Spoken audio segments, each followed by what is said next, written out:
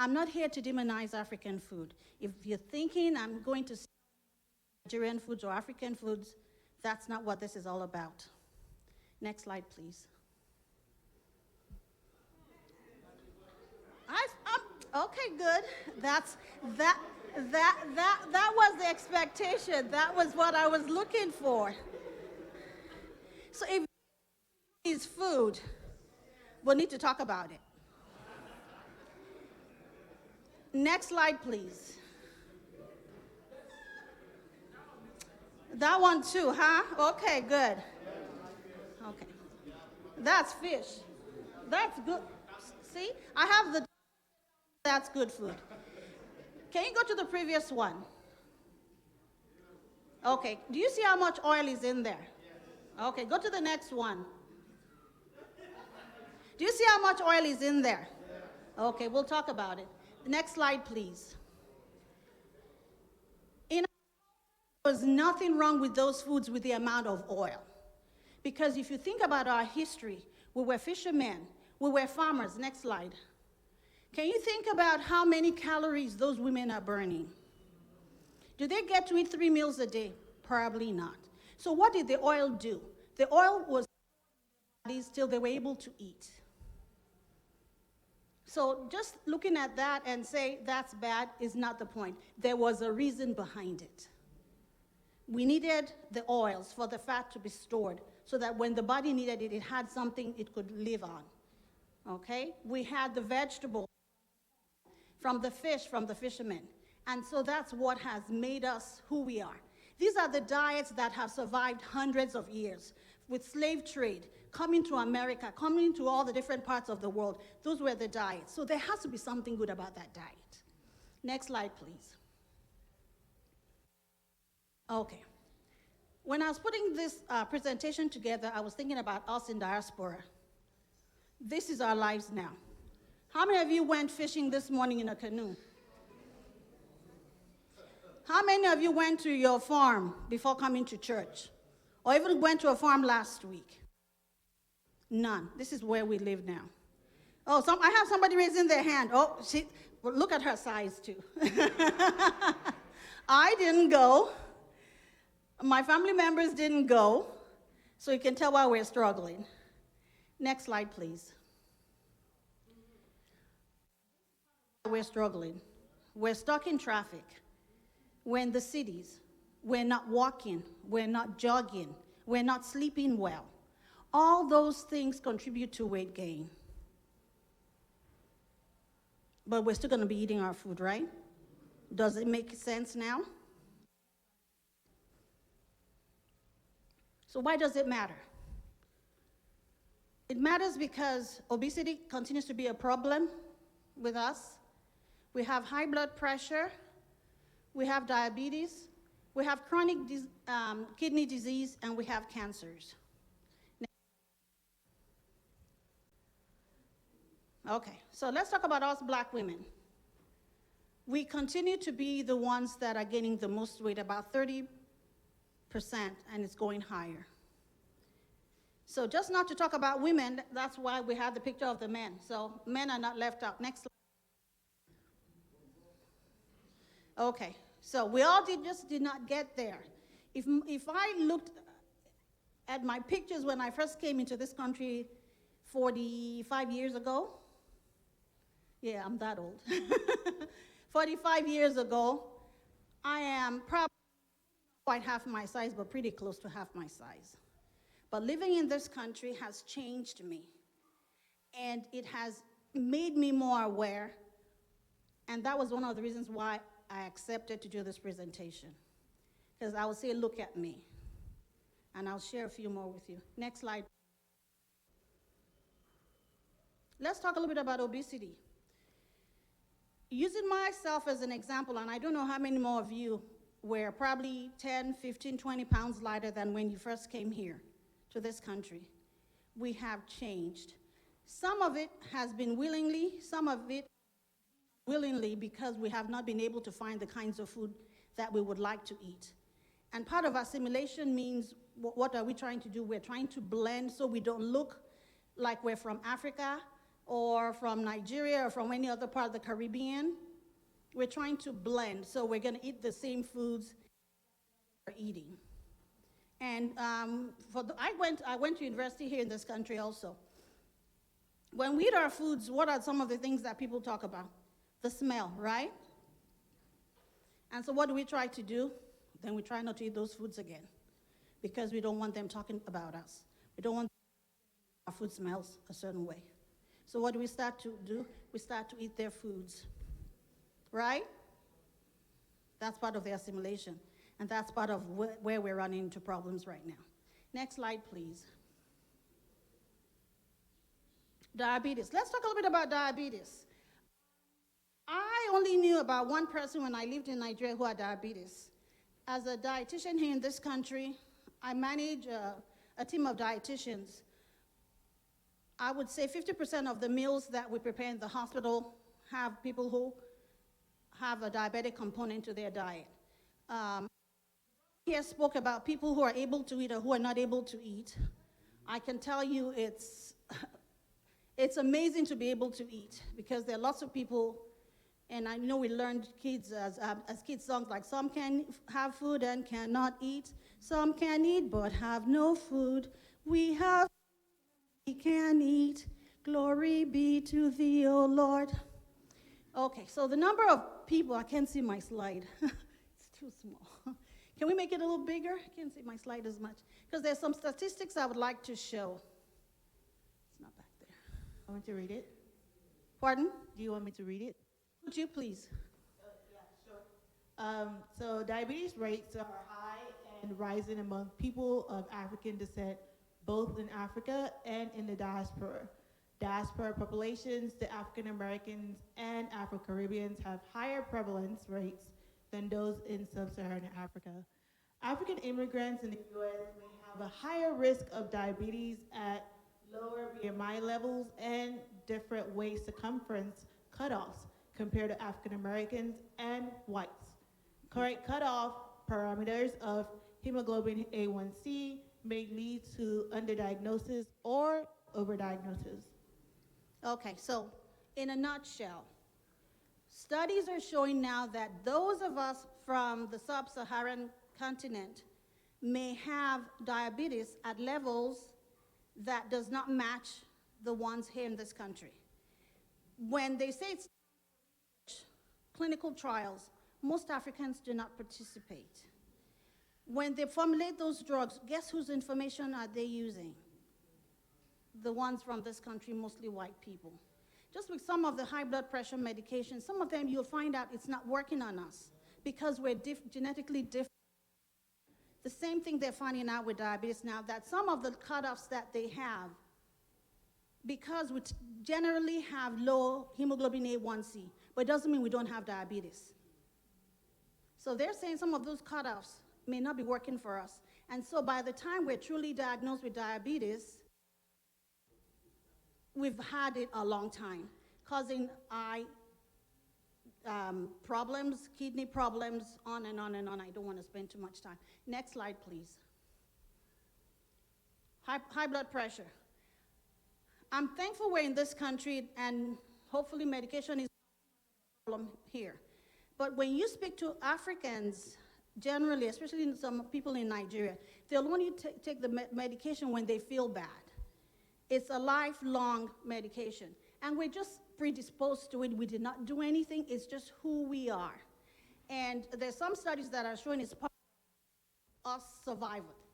And that's one of the takeaway. So if you have high blood pressure, take it, make sure you're taking it. I think about 3 weeks ago, the World Health Organization came up with a number, and it's 250 million people of African descent high blood pressure.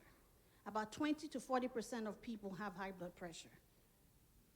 Next slide, please.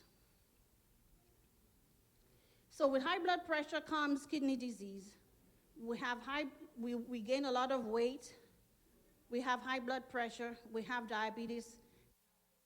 Kidney disease is the next thing. So there are a lot of people walking around not knowing that they may have some issues with their kidneys. Next slide, please. The next one is cancer. I am a testimony of God's goodness. This,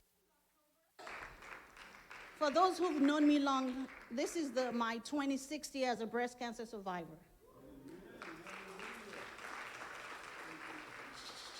Also, this year, I was diagnosed with colon cancer. I'm sharing my story is because I'm into the category of who you would call an African. I have stayed here long enough, and that's why I shared with you how long I've been in this country, 45 years. I have changed so much in what I eat, who I am, the environment, and everything, that I am truly now an African American in this country. So some of the diseases that happen to African Americans, I have some of them. So if you don't have any other reason to think about your nutrition, your diet, and the effect it has on you living in this country, I am a testimony of God. I'm also an example of what can happen if we lose who we are as Africans. I don't want you to be quiet. I am thankful I'm here. I'm here.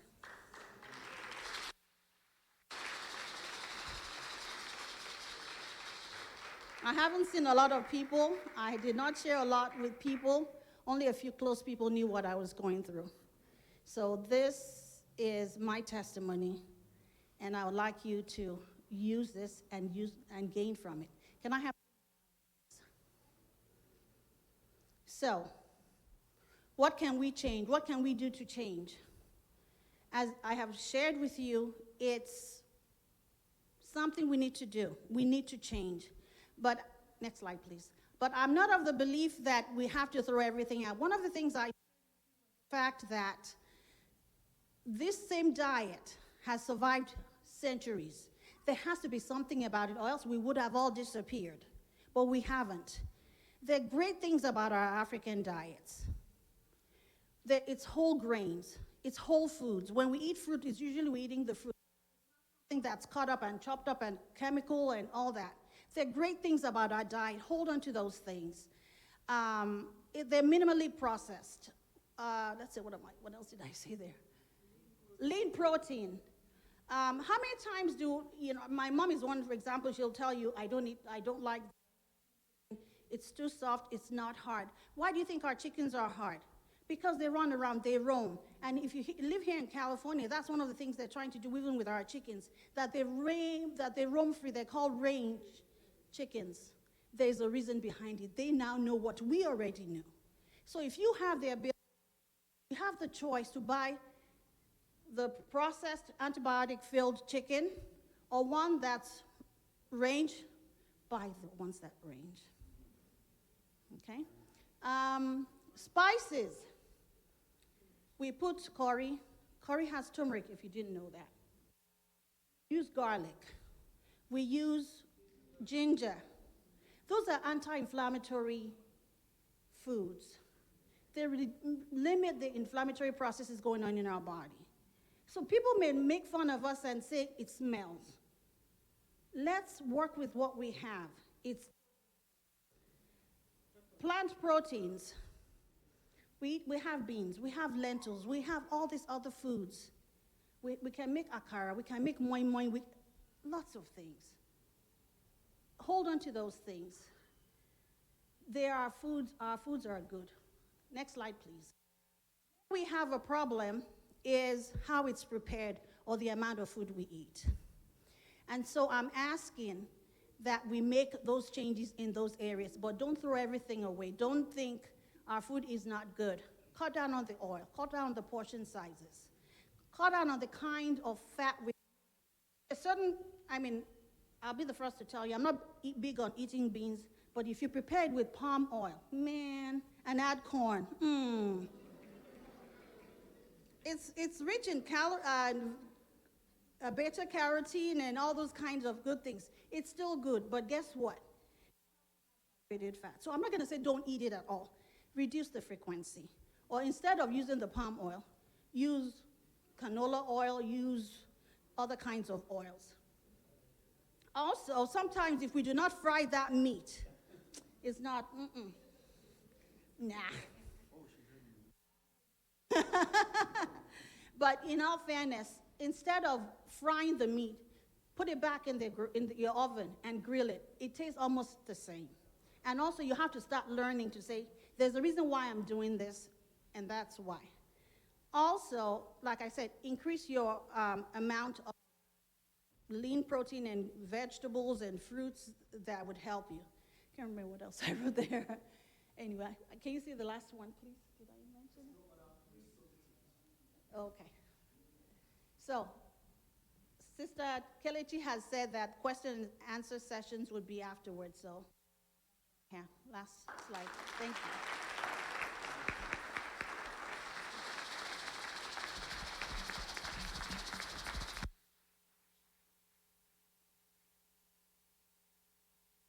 I would just like to say that that was a wonderful presentation, and matter of fact, medicine is now starting to nutrition as medicine, and a very big part that we tend to neglect.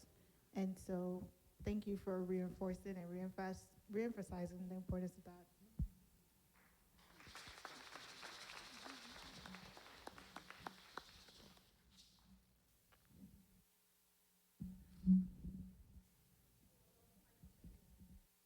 Um, a lot of people try to emphasize the physical activity and don't understand, or they underestimate the importance of diet.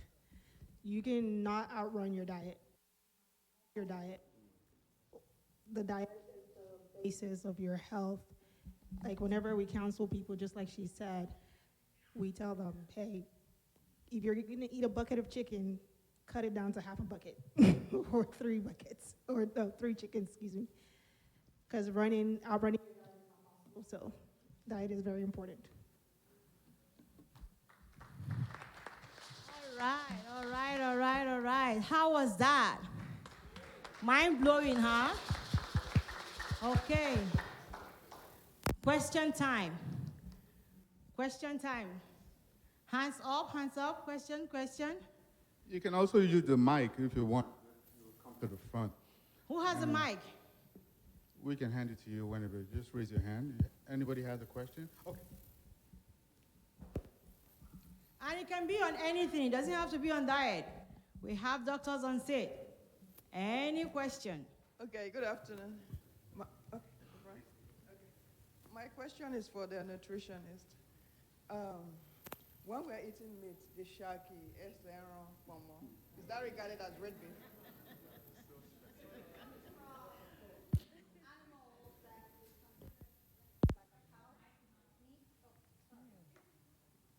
Yeah, if it comes from like a cow, it's still considered red meat. Yes. So it's packed with cholesterol? It could, well, I don't know how many of you have really gone down to maybe the abattoir to see how the meat is. You see a lot of fat. And let me turn it back to human beings. The shaki, for example, is the stomach. Yes. How many people do you see who are overweight that have a lot of fat in their gut area? So you notice on the other side of the shaki, there's a lot of fat. That's visceral fat. So if we take all the fat away and just... Because I really like it. Sister, she said she's still cholesterol. That's what she's trying to say. She said it's still fat. Fat is fat. That's what she's trying to say. Well, fat from meat is fat, but not all fats are fat from plant sources that are okay. It's not cholesterol. Some of the cholesterol that is a problem for us is not just the ones we eat. Our body makes cholesterol. It uses part of that kind of fat for our brains and everything, lots of other things in the body. However, the kind that we eat leads to what we call atherosclerosis, where it's like the fat becomes hard and sticks to our blood vessels. Those are the ones that we don't have enough time today. But yes, you can talk to her outside. You can talk to her outside. Yes, if you have more questions. My question, basically, she's saying that if you're going to eat shaki, don't eat 5 pieces of shaki. Just eat like 2. If you're going to make it, don't put too much oil. She's not saying don't eat it all. Just moderation. You can still enjoy it, but not too much. Unless you plan to go fishing and My question is about water. Maybe it's an omission or I don't know. You did mention water along with the nutrition. Some say that if we drink water before eating, it's good than eating water after food. One do is, you want me to answer? I think I can answer that one. Even Mr. Ba, it helps you fill up, so you don't eat a lot. if you drink Before you eat, it makes you fill up, so you don't eat a lot. Okay. So that's the advantage. It's good. I mean, I'll add to that that as a child, and I know a lot of parents do that, they would ask you not to eat, not to drink while you're eating, because why? You end up not eating, and then you go back, bother your mom, your dad later on in a few hours and say, I'm hungry. So that's the same concept where you fill up with water, you're full, you don't eat as much. I guess I also like to add to that, with the way the brain works, sometimes we can't always tell the difference between hunger and thirst.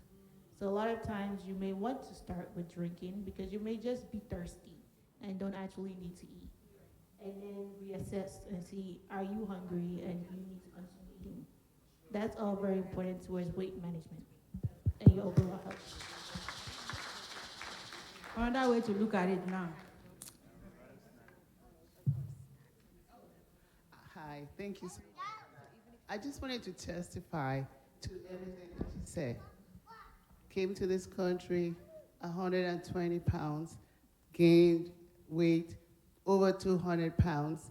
And then I went to the doctor, and then they said, you have chronic disease, kidney disease, type 3. You're about to go on type 4, and we're going to put you on dialysis. You have pre-diabetic, borderline. By the time I did my surgery, I was already full-blown type 2 diabetes. And so they told me I had to do surgery because they said, it has to do with weight. So I'm just testifying that what you said is true because I'm a living testimony. So I did this surgery, the sleeve, and by the time I lost 77 pounds, no more diabetes, no more kidney disease. I didn't have to go on diabetes, and I'm enjoying my health.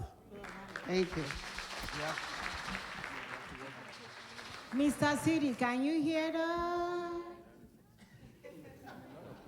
Especially African people, we are gaining weight.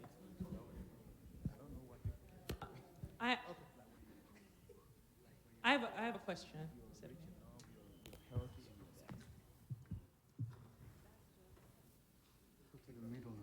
Okay.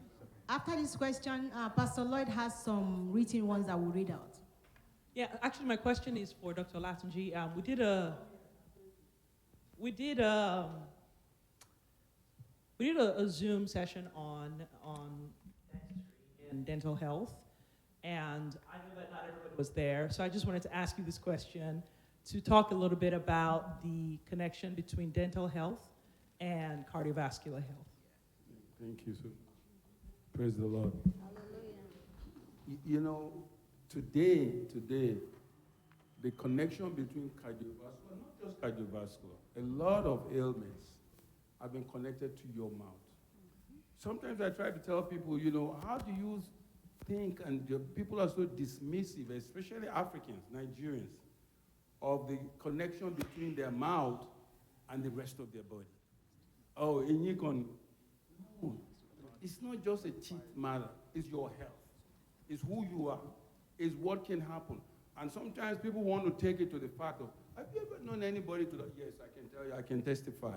I've known somebody, or not even one person, people who have died from lack of dental health. So when we talk about cardiovascular simply means your heart, right? But it's even more than that. And so today, we're even taking the position at Anthony Olatunji Smiles, we're taking the position of doing aggressive preventive dentistry. We're going to be working with a whole lot of people, and we're going to be going into the neighborhoods. This is dentistry. This is 2025. There's some things that shouldn't be happening, not just in medicine, but also in dentistry and medicine. When I went to dental school, I first went to dental school in Nigeria, University of Lagos, LUTH, as some of you will know it. At LUTH, when you do dentistry, the first 3 years, you do exactly the same classes with your medical students. And so we did everything. We did dissection. We did because of the connection between these things. They help us to understand. That's why sometimes I think that dentistry is far better in Nigeria than here, because I also went to dental school in America. But over there, we learned the connection and how important it is. What happens when your tooth or your teeth are bad? And we learned about cardiovascular disease. We learned about all diseases of all the different organs in the body. So a dentist is fully equipped and fully knowledgeable of things that are happening. But when you get out of school, people are just so concerned about not worrying about their teeth. They don't want to spend money on it. But thank God you're here. And because you're here, dentistry is so advanced here and is affordable. Okay? There's no reason why anybody should be suffering from lack of dental health. You know, a lot of people just say, take my teeth out. We have gotten to the position where it's not very expensive. Even if you don't have dental insurance, it's not very expensive. And so, as a matter of fact, I don't mean to be advertising my business, but maybe I am, but I'm not trying to do that. We're at the position today that we're doing things for people so cheap that it will be ridiculous if people don't do it. You have no excuse. In other words, if you have no insurance, we are bringing it to the baseline in terms of we're doing free exam, free this and that, and whatever you need, we bring it to the baseline that's affordable. So there's no reason. Don't allow your tooth to affect your heart, your cardiovascular heart, or to affect the other organs of your body. Because, guess what? Any infection of your teeth, you see, all the nerves, everything is all connected, right? The nerves that supply your teeth, they don't come from inside your mouth, right? They come from your brain. So it will also affect your brain, dental infection. So it's not just standing alone. Your teeth are not just there on their own. They're connected to everything. Amen, somebody? Amen. I'm going to stop. Thank you, Dr. Olatunji. Can I add something? Okay, I have a couple of questions, but I'll let the doctor go first.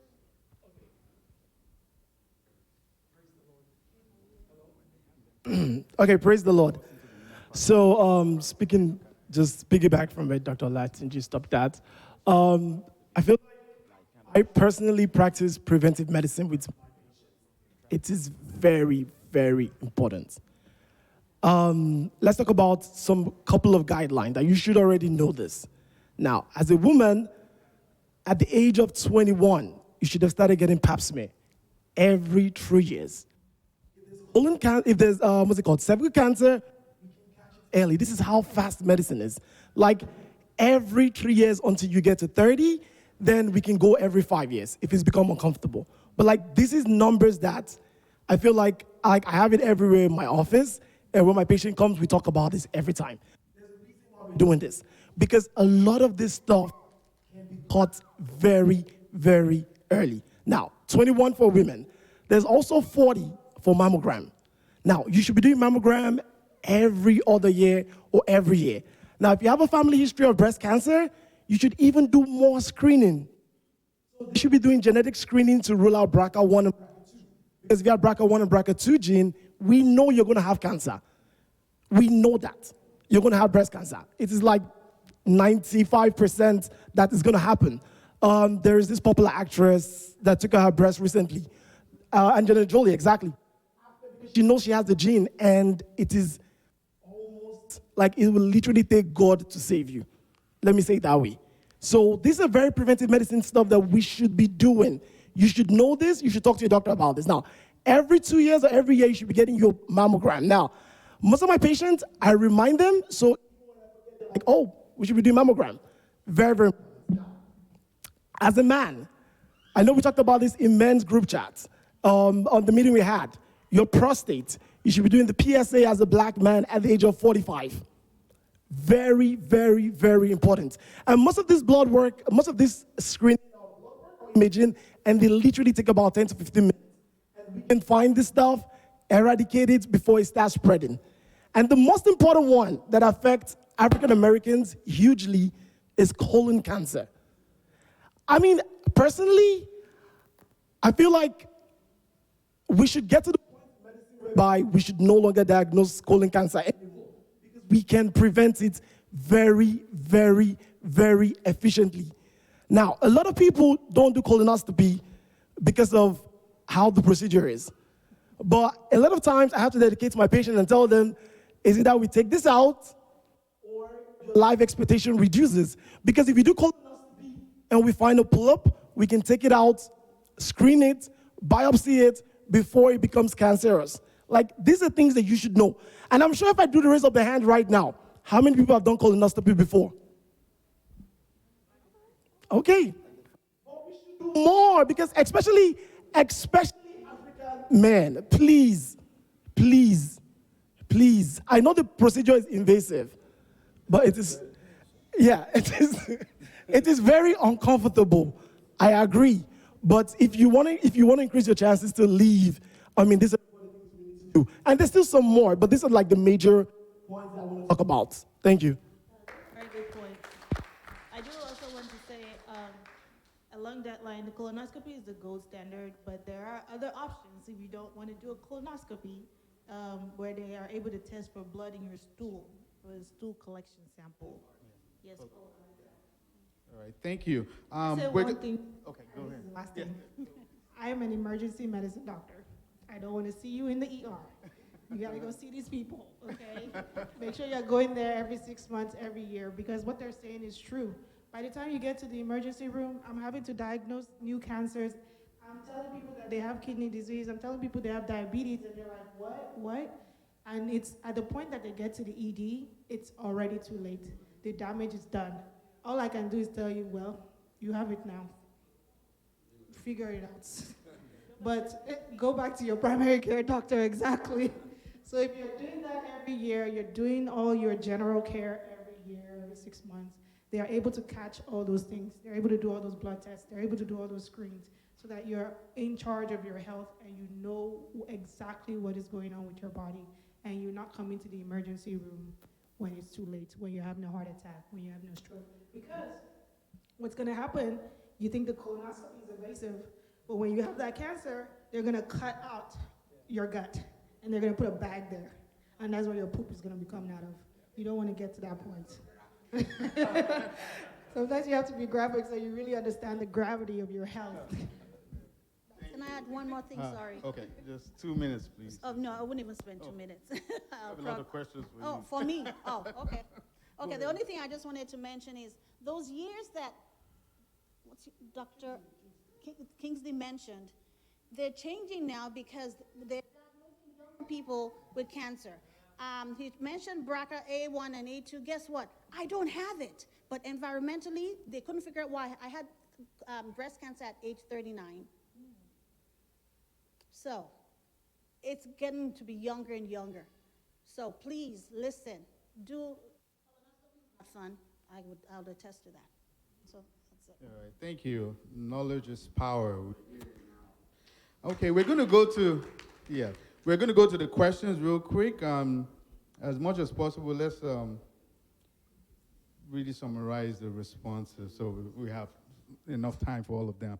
The first question is, how do I know the correct portion size to eat? Okay. How old are you? Okay, if we're talking about adults, I would say if you use your fist,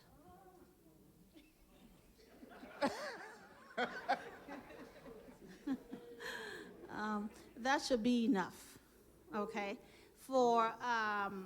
in terms of meat, unfortunately, I would say how much meat can you put in a deck of cards?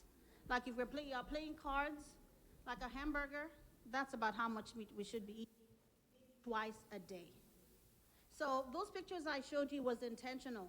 We had shaki, we had pomo, we had all that stuff. And I know culturally that's how we celebrate and we say we have arrived. We already arrived if you're in this country. You've arrived, you've landed. You need to cut. And the next question too is about nutrition. It says, what meats can I eat to gain weight and build muscle mass after a 150-pound cut? He lost a 150. 150. What kind of meat can he eat to gain weight? It's all protein. It could be plant-based protein, it could be animal protein, but be careful with the animal protein because of the saturated fats. You could also build muscle by exercising and doing some of those things. You do not want to lose lean muscle when you lose weight. And that's another reason why they tell you to try and lose weight slowly. Especially with some of the medications, the GLP-1s right now, one of the side effects is that you ended up losing a lot of lean protein. But pretty much any kind of meat, but it's not really just from the diet. There's a whole lot that goes on with it. So it's not an easy question to answer. Okay, thank you. And this is also about, just to add to the nutrition part, I know everybody was like humming after they said, this is what you eat. But you can also add a little bit of other things, vegetables around to make it look bigger. It might help with the mind. Okay. All right. So I'm going to the other question. This person wrote a two-part question. The first question is, what are the benefits of a keto diet? Keto diet. If you have epilepsy, that's the best thing for you, is a keto diet. A keto diet is a diet that's mostly fat, low carbs, and low protein. I showed you pictures of who we are. We were farmers, we were fishermen, we were hunters, we're gatherers. We're not meant to eat that way. It's a diet that a lot of people do, but it's not sustainable. So if you have a goal to lose a certain amount of weight, it might be helpful, but it's not sustainable. The moment you start eating back your carbs, you start eating all those other foods, you are gonna gain it back. Like I said, if you have epilepsy, yes, that would be the diet for you, but that's high fat. But other than that, it's not a diet that I...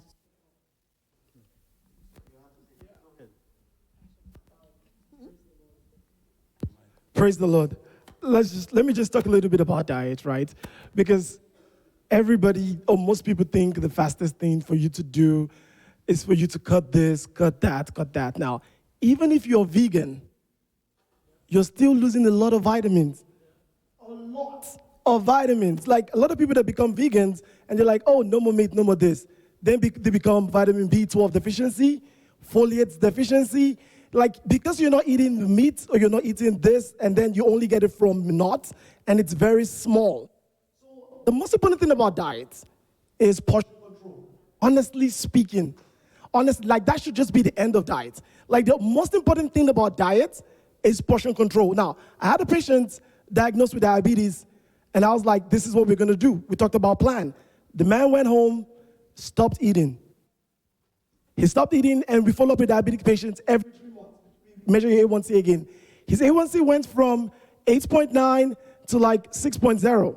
I was happy, but I was like, how? In 3 months, so fast. He said, oh, after you told me this, I went home, took out everything, I stopped eating, I was just drinking water, and tried to eat salad in between. I'm like, okay, now you brought yourself into a worse problem than diabetes. No, because honestly, let's talk about this now. Overweight is a problem, but underweight is a more problem. Please, let's be careful, okay? Like, if you're overweight, we can work with you. If you're underweight, we have to put you in the hospital and give you a drip to make sure that you don't die. Like, because your heart and your brain needs those energy. So the most important thing about diet, and where we're gonna stop with this, is portion control. Like like rightfully said, if you eat 1 box of chicken, please eat half a box. Like that, you should just cut down. Just steadily watch yourself cut down. That's it. Thank you so much. Thank you. to the other question. This is in a very busy environment, in addition to dietary adjustments, how does one better manage the moderating the social, environmental, cultural factors that impact health? So how do we, in addition to adjusting our diets, then also the social, cultural aspect of it, how do we manage that? I guess I could talk a little bit about that. So, you know, a diet actually is a very big part of our social aspects of our lives. We tend to eat out. I remember when we first came to the United States, I think it was called a hometown buffet. We were there every Sunday. And we went from very thin little kids to very obese children in the span of a year. If things had continued along that line, well, only God knows where we'd be today. But I think that you just have to always have in the back of your mind your purpose. And your purpose and focus is always your health. So the things that you want to do and adjust and modify in your life should revolve around that. I'm not talking about being skinny. I'm not talking about being buff, looking cute, this and that. I'm talking about being healthy, having good heart function, okay? Being able to climb up the stairs and not breathing heavily. So if you want to organize something social with your friends, you don't have to go to a restaurant. You can go hiking, you know, maybe walk around the park together, have a conversation, enjoy the breeze, the weather, that kind of deal. Culturally, it also revolves around food. Fortunately, Mrs. Ayodele has spoken to us about some of the cultural aspects about food and how we can make changes that will be appropriate to and conducive to overall health for each of us. So those are the little things that you can just take into mind and incorporate into your life to make sure that you're always emphasizing your health and being in the best state you can be. Thank you. Praise the Lord. I'm just going to add just some few more points, right? You have to make the little efforts because these little efforts are very important, right? One of the things I'll tell my patients are park your car a little bit far away from the grocery store. Take the stairs, not the elevator. Those little things. Like you don't have to park close to church, like right there, and you just walk in. Because guess what? You're going to walk back and you're going to drive home. And you're going to park just in your garage and you're just going to walk home to your room or stuff like that. You're not going to kill yourself. Just walk it. Don't take the elevator. Climb the stairs sometimes. It's fine. Those are the little socioeconomic things that you can do. You don't have to get a gym membership if you can afford it. Okay? Also, another thing is like if you have a smart wristwatch. Like I know like I used to have like group of friends where we would always track our steps. Let's all hit 10K steps today. And then we'll all just track. I know it's a more younger thing. And then we'll all see where we are at. And then you see, oh, one of my friends is like 7,000 steps, and I'm just 2,000 steps. And you're just like, you know what? Let me take a walk during my break, my 30 minutes break. And let me try to see if I can get, 2 more K steps and stuff like that. So those little things. Thank you. I just want to say one more thing along that line, actually. I'm a primary care physician as well. The guidelines or recommendations for overall cardiovascular health, just the general thing for you to think about is at least 30 minutes, 5 days a week. So 150 minutes total of moderate intensity exercise. Honestly, the way we worship and praise as Nigerians can be moderately intense. So even that's in itself, if you're at home, you're cleaning, and you have praise and worship on, and you're dancing and praising God, you'll be amazed how much that can do for you 5 times a week. Can I quickly add something? And I'm going to address the mothers in this room. A lot of us have our world revolved around our children. Work, we take them to sports. If they're playing soccer, if they're playing some of those other things, walk around the park while your kids are playing. As much as, I agree that it's important to be there and see them score those balls and, whatever it is if you have the opportunity to walk around the park while they're playing those games, do so or get there a little bit earlier so you're able to do those things. And also in terms of social things, if you're not able to say no, eat before you leave the house so that you're not eating as much when you. So as each and every one of us, when people tell us no, please don't force them. Please do not force them. When people are telling you no, let their no be their no. Respect their boundaries. They know why they're saying they don't want to eat. And sometimes all that peer pressure causes us all to eat more than we want to. Yeah. Thank you. We'll go with, we have more questions, yeah? Somebody has? Okay, I'll just read the ones I have here. And also those at home, we haven't forgotten you. If you have any questions, please type it and we'll get to it too. Okay, I see 2 hands, but let me go with the papers I have here. So we'll just answer them real quick so we can have the physical people come out to ask a question. The next question says, what alternatives do we have to our traditional meals? Most of our African foods have starch, which ultimately breaks down to sugar. For example, fufu, rice, and eba. So, like, I think that question was, they answered it already, yeah. Portion control. You know, remember when I gave the lecture here, I said sometimes when you look at the food, ask yourself why, you know? So before you put it in your mouth. But essentially it's, just portion control, discipline. And like Mommy said, drink plenty of water too might help to fill you up more. So I think those questions are very essential. Look for the healthiest kind. Fufu, at this point, I don't know if people really, I know it tastes good and all, but I think it's something that people should remove from their diet, essentially, because that stays. They want to rush me here.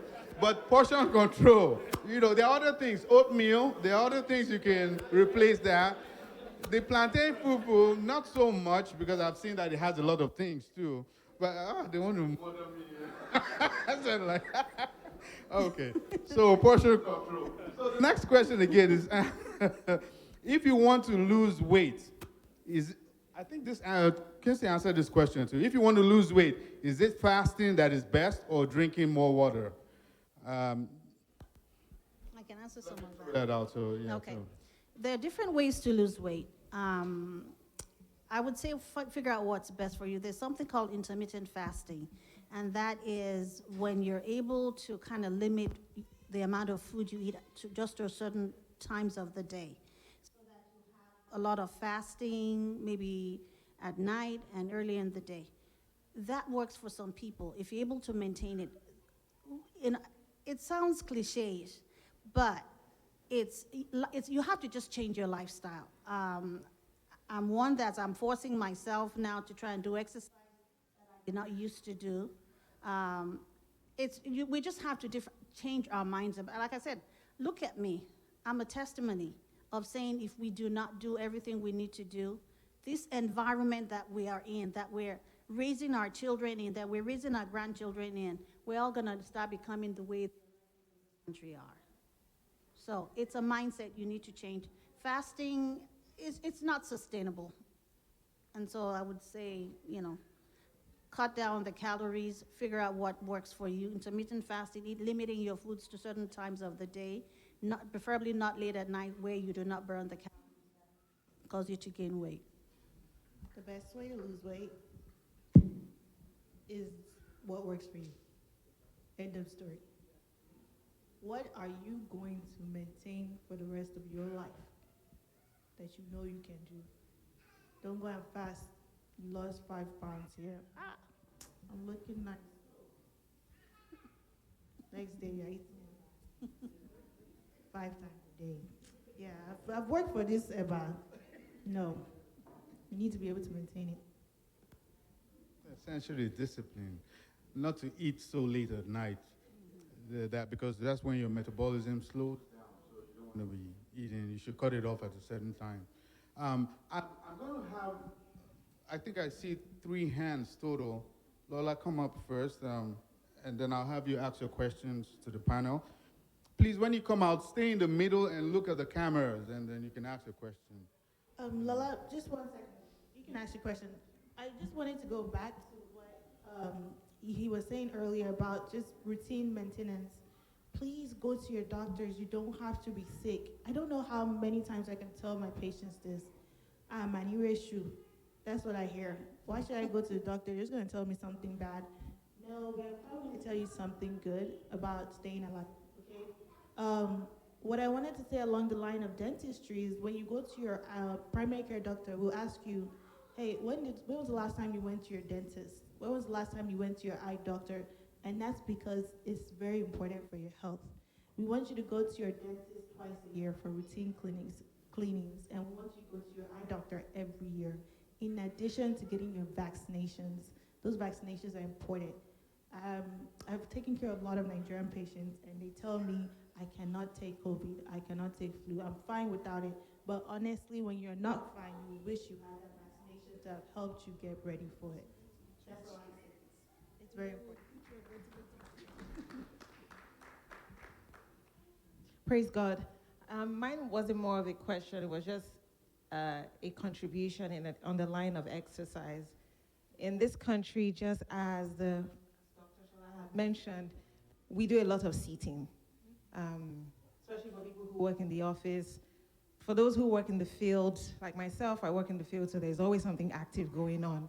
But I just wanted to recommend, for those who don't know this, great. For those who don't, this is just a reminder. There are walk meals, like not treadmills, but walk meals. You can just slide them under your desk. And as you stand, you're just taking a walk. You can increase the pace, you can reduce the pace, so that way you're not just docile. You're not just sitting. I mean, and I know we know this, you can sit down, stare at your computer and work for hours, and you don't even know that time has gone. But the moment you stand up, you're just taking a walk on there, or you're just, doing like a little jog, it will amaze you how much your body will be grateful for that. All right, go ahead. Just to add to what she said now, there's a new research that says sitting is the new smoking. If you didn't know this, sitting is as good as you are smoking. You might as well just smoke. To be honest with you, like I wear my Apple wristwatch when I go to work because it reminds me to stand up. Like the Apple wristwatch will be like, okay, it's 1 hour since stand up, walk around, let the joints move. Thank you so much. All right. Thank you. I have a couple of people. We're going to be taking the next three people, and then we'll close out. I also want to remind you, outside, we're going to be doing the finger stick. So if you're interested, finger stick is to check your blood sugar. Please don't eat, within the 2 hours. Hopefully you haven't eaten in the last 2 hours. So that way we don't frighten ourselves and frighten you too that you have high blood sugar. So please just stay away from the meals before you come to us to do that finger stick. Okay, so I'll call the next person.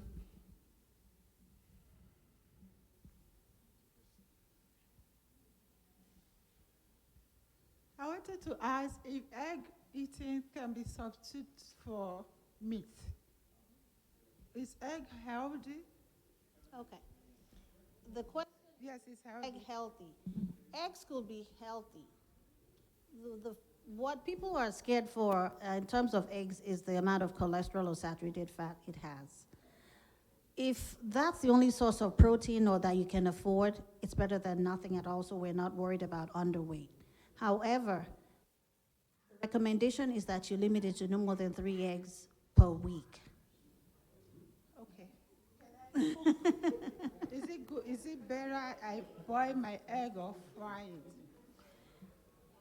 If your goal is to maintain your weight, just the same thing I said with our stews and soups, just cut down the amount of oil you would use. If you could boil it. If you could fry, limit the amount of oil or the frequency at which you fry or all the other things you put in the eggs. Thank you. All right, Utong next, and then Ambassador Billy next. Okay, you'll be the last one.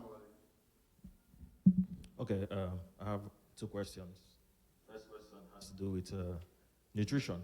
So we spoke a lot about nutrition, calories, this and that, right? So I want to know specifically what kind of nutrients are relevant, right, with respect to maintaining body function. I know a guy This guy, he did exercise, he ate what he thought was right or whatever, but then I think he was playing football at the time, then he dropped.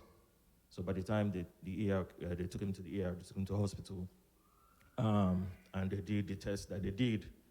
The next day, he told me he needed a pacemaker. That was because he was deficient in, I believe, potassium, magnesium, right? I mean, those are electrolytes that facilitate cardiovascular function. So we're talking about nutrition and calories, and I know I'm familiar with combining, say, you have to take specific kinds of D vitamins, right? D3 in combination with K2, right? That one needs to work in conjunction with the other. And maybe taking magnesium glycinate, right? That's what helps with cardiovascular function. So, high level, right? Those are the things that I know now, all encompassing from a professional standpoint. What do you think are those, well, let's say macronutrients that we need to take or supplement on in conjunction with maintaining a balanced diet? Then secondly, my next question is what people consider alternative medicine or traditional medicine. So I think last year I traveled to Alabama, and while I was there, I think I got exposed to whatever spores that were there, and I got very bad what do you call it? Allergies, yeah. It was very bad. So I struggled with that for 1 year. Nothing worked. I tried everything. I felt this heavy, thick mucus in my throat for 1 year. So I think a couple of weeks ago, I saw something on Instagram, this Chinese place downtown. So I showed up there. It was in line for 2 hours. It was a long line. Everyone was waiting to get seen, right? I mean, what do I have to lose? I want to go try it. So I went there, he checked my pulse, and he just said, hey, you have this respiratory infection. He wrote this prescription in Chinese. I gave it to them.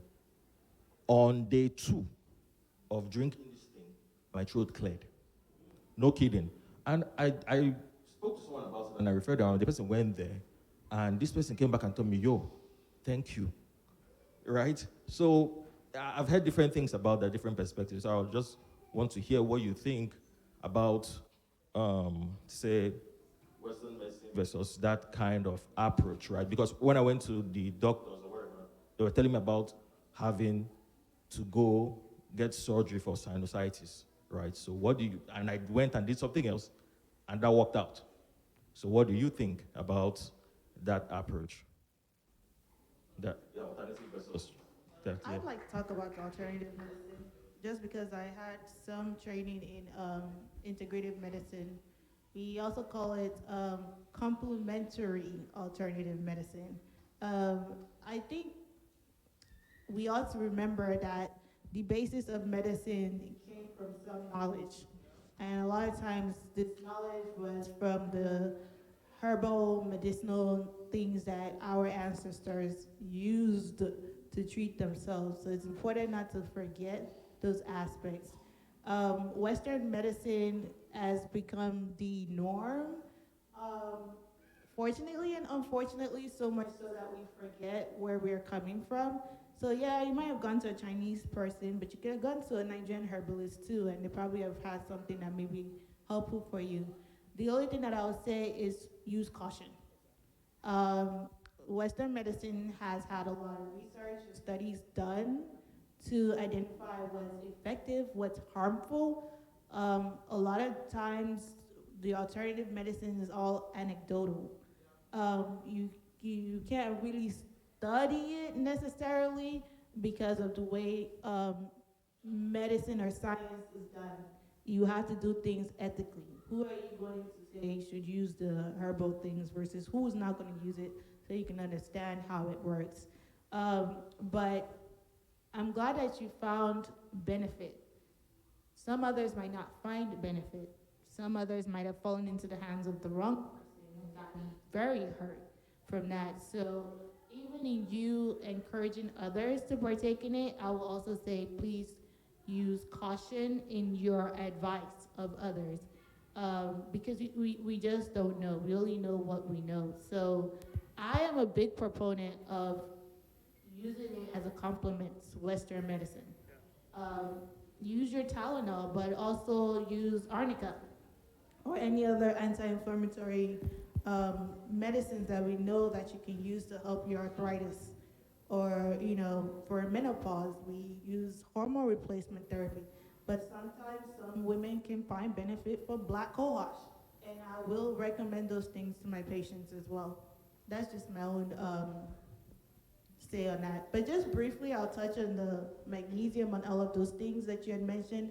As far as I'm not going to tell you what nutrients specifically that you need to focus on, because I don't want you to take it too far to one end and you are just consuming that. Because believe it or not, too much magnesium can be harmful. Too much potassium can be harmful. So I'm not going to tell you that. All I'm going to say is please just eat a balanced diet. Everything you need is in your food. All the food that she mentioned in her slide, all the micronutrients that you need, they're all in there. What we're just trying to emphasize and re-emphasize is to have a balanced diet and portion control. As far as your friend though, I know that there's some genetic, there are various cardiomyopathies that honestly it's not related to what you're eating. It is just your genetic makeup and you're predisposed to that. There's Yeah. Yeah. So just touching on your friend, based on my knowledge of medicine, there's something else. Like, exactly. He probably have a family history of dilated cardiomyopathy. Because passing out while playing sports and the pacemaker has nothing to do with potassium. Please. Classic cardiomyopathy. Yeah, exactly. Trophic obstructive cardiomyopathy. That is, like I said, if you're predisposed to that, it's just your genetic makeup. It's how your heart is structured. So that way it balloons and it doesn't pump well. So when it's not pumping well, then you have to get the pacemaker so that it helps your heart to beat so that whenever it stops, it picks up the beat. Diets cannot change some of those things, unfortunately. Right. But for most of us who do not have those genetic abnormalities, our diet is our problem. And we have to make sure that we're doing the right thing. All right. Thank you, doctors.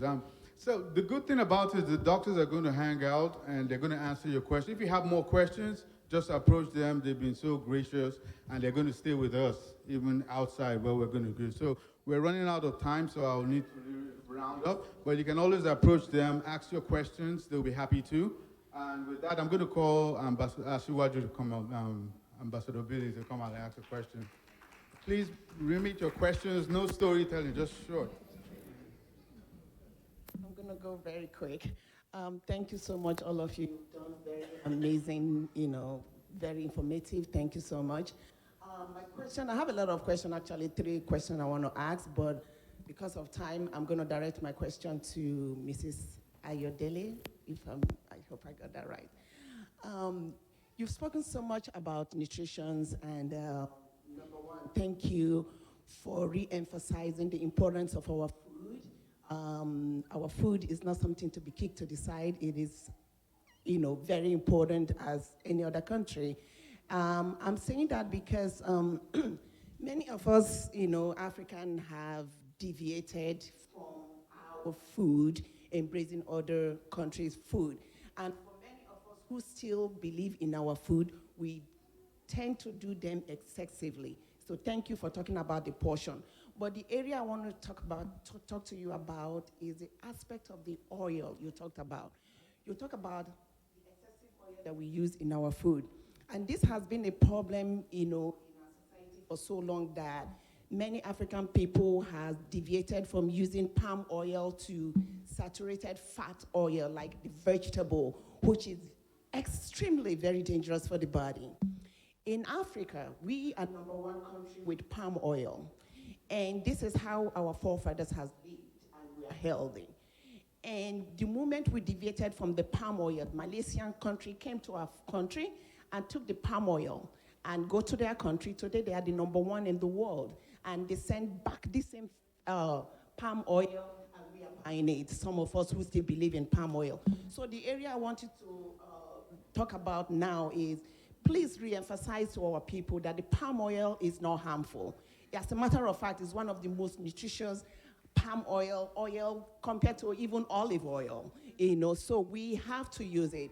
But cutting down on how much we use it is another thing that we have to focus on. Thank you very much. I'll ask more questions outside. Thank you. Thank you. I'll take that as a contribution, so we don't need any responses. So, Wale, really quick, very brief. We're rounding up, please. Less than 5 minutes. Like I said, they're going to be out. You can have discussions with them. Just very brief, no story. Amen. My question is to R.D. Ayodele. Nice to see you again. Soon as I'll be hitting the 5th floor, but I just, it's like, yeah, well, you can give me a compliment. So, my goal is to look at 50. That's my goal. So, but I've noticed that for the past 5 months, it's like I'm just giving the gym free money. In a sense whereby I go, that I can go maybe like twice in 3 months. So it's like I keep on its mount. But I did something to myself, and whereby I got an aggressive trainer that was very hard on me. That get it done, man, get it done. So also, is this a good idea? Like because I've disciplined myself that anything, because no matter what, I'll eat my eba and iyon. But anytime from 7 o'clock, I said, iyon banned, eba banned. And also, I've look, that's anytime I'm taking lunch to work, it should not be the portion that my 5-year-old is taking. It should not be more than that. Am I on the right track, by the way? And secondly, also, the steps you're talking about, that I do that a lot, whereby you park your car far and walking. But although at times I may get into the habit of eating snacks, my donuts, but I'm taking those aggressive, but I'm on track. Thank you. Okay. You're doing everything that I would ask anybody else to do. Especially with COVID, a lot of things have changed from face-to-face to being online. Trainers that you can hire that would go with you training where that person is in Indianapolis or Texas or somewhere and you're here in California, where you can have some time to do your exercises. I think you're on the right track. One of the hardest things for me, because we will all tend to prioritize other things, but just exercise, I don't know how else I can emphasize this. It's important. We need to do it. Walk more. When I tell my children how far I used to walk, from home to school, I don't do that anymore. I wish I could, but we have moved away because of this urbanization and being in this country, that we don't do all that walking. Walking is probably the best thing you can do, but you're on the right track, getting a trainer and watching what you eat, not eating late. Thank you. Thank you. I know we have really benefited from this wonderful panel. I mean, the knowledge they've got. Please, let's give them a round of applause as they leave the floor. Thank you. Thank you so much. Remember, they're going to be, Pastor, remember they'll be out there to answer your question. You can engage with them, have discussions with them.